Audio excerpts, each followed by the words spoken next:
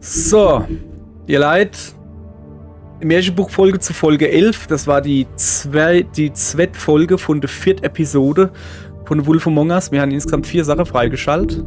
Das werden wir jetzt halt schön untereinander durchgehen. Eselfellmantel. Der Mantel der Hässlichkeit.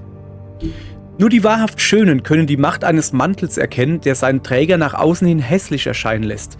Die Macht, gesehen zu werden und dennoch unsichtbar zu bleiben. Leider ist auch sein Wert nur schwer zu erkennen, aber es ist dennoch ein Zaubermantel und für einige Sammler ist das alles, was zählt.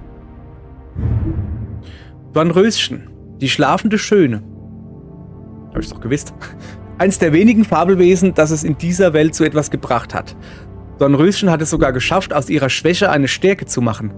Wenn sie sich in ihre Finger sticht, fällt nicht nur sie in einen tiefen Schlaf, sondern auch jeder, der sich in einem gewissen Bereich um sie herum befindet. Diese Eigenschaft kann äußerst nützlich sein und ist nur einer von vielen Gründen, wieso diese schlafende Schönheit mehr als nur ein hübsches Gesicht ist. Wenn sie nicht nur einen Prinz küssen müsste, um sie wieder aufzuwecken. Also, ja, ist natürlich doof, so viele Prinze gibt es, glaube ich, gar nicht mehr in der richtigen Welt. Jersey-Teufel, Schläger aus dem Garden State. Nicht alle Fabelwesen, die diese Welt erreichten, landeten in Fabletown. Manche von ihnen fanden sich in den fernsten Winkeln der Welt wieder. Und dann gibt es jene, die den Garden State einfach dem Empire State vorziehen, so wie der Teufel von Jersey. Über seine Erscheinung unterscheiden sich die Berichte oftmals. Obwohl in den meisten lederne Schwingen erwähnt werden, doch eine Begegnung mit einer bestimmten sagenumwobenen Axt, die einige Jahre zurückliegt, hat dieses Merkmal vorübergehend unwirksam gemacht. Die Holzfäller-Axt, von Druiden verzaubert.